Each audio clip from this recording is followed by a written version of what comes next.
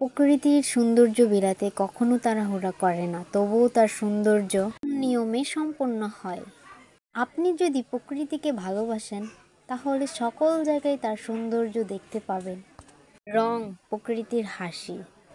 জানেন, প্রকৃতির একটি সুর আছে, অনেকেই তা শুনতে পায়। প্রকৃতি হলো এমন একটি উপহার যা ধ্বংস ও কৃতজ্ঞতা বাড়ায়। বুদ্ধিমত্তা তখনই বলে যখন আপনি প্রকৃতির সাথে নিজেকে খাপ খাইয়ে নিতে পারবেন।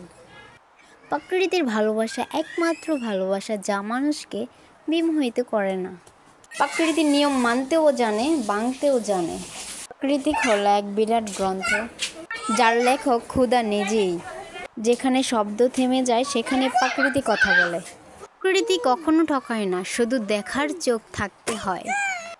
নীরবতায় প্রকৃতির ভাষা বুঝে নাও। মন খারাপের মাঝে প্রকৃতিতে প্রকৃত সুখ খুঁজে পাওয়া যায়। প্রকৃতির গভীরে তাকাও, তাহলে তুমি সবকিছু ভালো করে বুঝতে পারবে।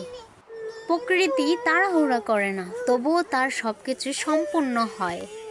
প্রকৃতির পুনরায় ভিত্তিতে অসীম কিছু রয়েছে, যা রাতের পর দিন আসে এবং শীতের পর বসন্ত আসে। আমি প্রকৃতির মাঝে গেলে ভালো হয়ে ওঠে, সুস্থ হয়ে ওঠে এবং আমার জ্ঞানকে সুশৃঙ্খল করে তোলে। গ্রামের প্রকৃতির মাঝে মিশে থাকে আমাদের ছোট্ট জীবনের বড় গল্প। প্রকৃতি আমাকে টানে, তাই তো ছুটে যাই প্রকৃতির টানে। প্রকৃতির মাঝে সুখ করলে তুমি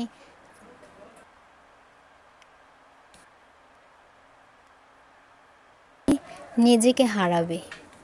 প্রকৃতি বন হলো পরিবেশের ফুসফুস, যা না থাকলে মানুষের মৃত্যু।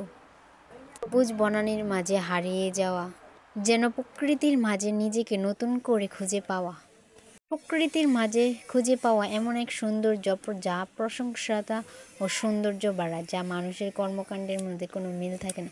প্রকৃতির সৌন্দর্যই আলাদা, আর মানুষের কর্মকাণ্ডের মধ্যে সৌন্দর্য আলাদা বাড়ায়। যা আমরা দৈনন্দিন নিত্য কাজ করে থাকি তার মধ্যে আলাদা আলাদা স্পর্শ। মানুষের কর্মকাণ্ডে অনেক ভুল ভ্রান্তি, অনেক কিছু রয়ে যায়, কিন্তু প্রকৃতির সৌন্দর্যের মধ্যে কোনো ত্রুটি রাখে না। তার স্বয়ংসম্পূর্ণ আমরা নিজের চোখে দেখতে চাই। মানুষের কর্মকাণ্ডের মধ্যে প্রকৃতির সৌন্দর্য মিলিয়ে ফেললে হবে না। আল্লাহর সৃষ্টি অসীম সুন্দর।